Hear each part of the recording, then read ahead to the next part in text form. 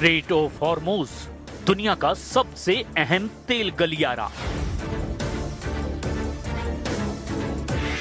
हर दिन लाखों बैरल कच्चा तेल और एलएनजी इसी रास्ते से एशिया, यूरोप और अमेरिका तक पहुंचता है।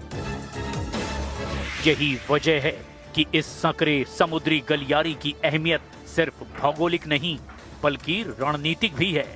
ईरान की तटरेखा इस स्ट्रेट के उत्तरी हिस्से को कवर करती है, जिससे उसे नेचुरल कंट्रोल मिलता है। जैसे ही अमेरिका इजराइल ने हमले तेज किए, ईरान ने इसी भौगोलिक ताकत को अपने पक्ष में मोड़ लिया। यानी जहां उसकी सैन्य ताकत कमजोर पड़ रही है, वहीं उसकी लोकेशन सबसे बड़ा हथियार बन गई है। ईरान ने स्ट्रेट ऑफ हॉर्मुज को अस्सलाम वालेकुम। ईरान इसराइल जंग की ताज़ा तरीन सूरत हाल देखिए। नेटो के बाद यूरोप ने अब ट्रंप को झटका दे दिया है। यूरोप ने ट्रंप के प्रस्ताव को ठुकराते हुए जंग में शामिल होने से साफ इनकार कर दिया। इधर ईरान ने क्लस्टर बम से तेल अवीव पर जबरदस्त हमला किया है और इसमें खबर आ रही है 4 लोगों की मौत हो गई है। वहीं पेंटागन ने कह दिया है कि इस जंग की कोई टाइमलाइन नहीं और इस जंग में अब तक 2000 से ज्यादा लोगों की मौत हो चुकी है।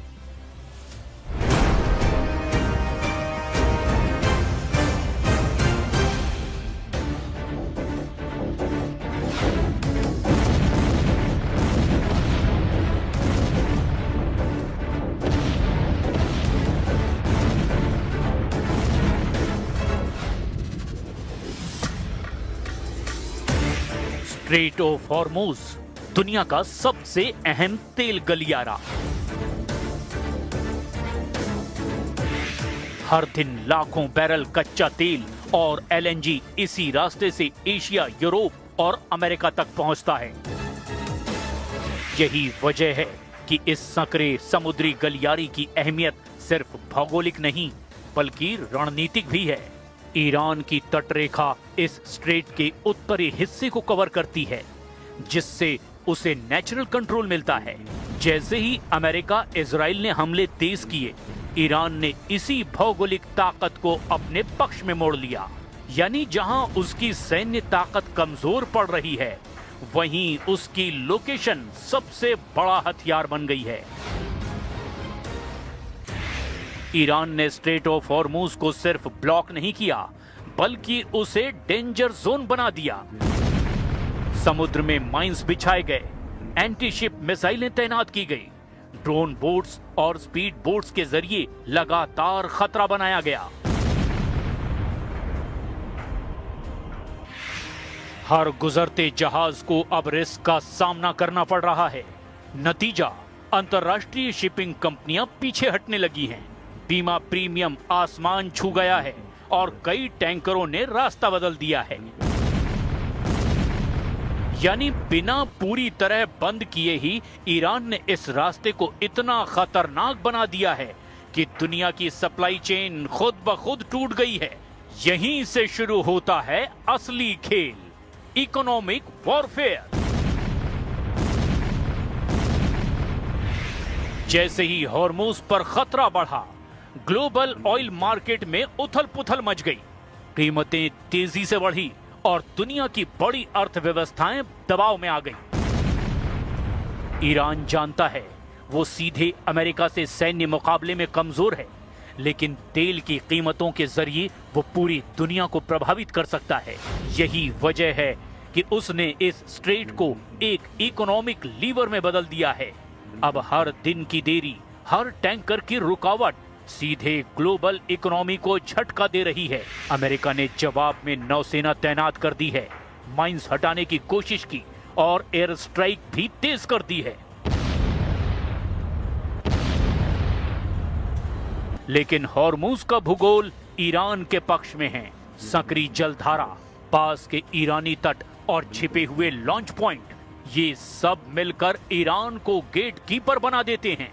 कई देशों को अब अपने जहाज निकालने के लिए ईरान से अप्रत्यक्ष अनुमति लेनी पड़ रही है। यही वो स्थिति है जहां एक क्षेत्रीय ताकत सुपर पावर को चुनौती दे रही है। सीधे युद्ध में नहीं बल्कि कंट्रोल के खेल में। स्ट्रेट ऑफ हॉर्मुज अब ईरान का लास्ट कार्ड नहीं बल्कि स्मार्टेस्ट कार्ड बन चुका है। बिना न्यूक्लियर हथियार इस्तेमाल किए उसने दुनिया की सबसे बड़ी कमजोर नस पकड़ ली है, ऊर्जा सप्लाई। अगर ये संकट लंबा चलता है तो इसका असर हर देश, हर बाजार और हर आम आदमी तक पहुंचेगा।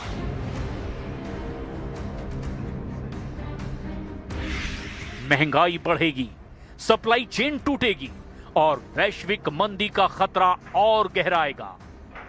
ईरान ने अपनी भौगोलिक स्थिति को हथियार बनाकर इस जंग में एक नया मोर्चा खोल दिया है, जो शायद सबसे ज्यादा खतरनाक है, क्योंकि जैसे जैसे तेल की कीमतें बढ़ेंगी, हाहाकार और मचेगा। ईरान ने कच्चे तेल को $200 प्रति बैरल के पार ले जाने की धमकी दे रखी है। इसीलिए अमेरिका सहयोगियों से अपील कर रहा है कि हॉर्मुज से बारूदी सुरंग हटाने के लिए सभी देश एकजुट होकर ईरान पर हमला करें।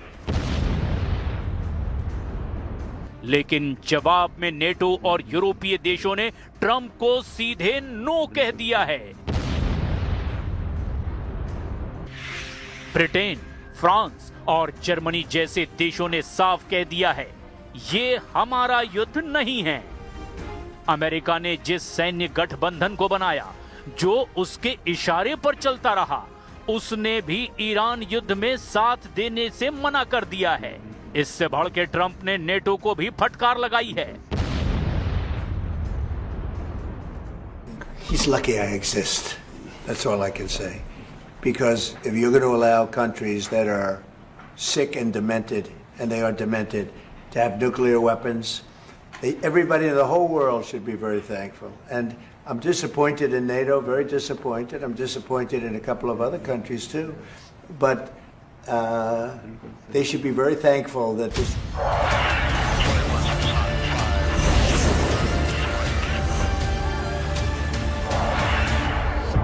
तो व्यूअर्स, आपने ईरान इसराइल जंग की ताज़ा तरीन अपडेट देखी। इसी तरह नेक्स्ट वीडियो में हाज़िर होंगे। दुआओं में याद रखिए। अल्लाह हाफिज़।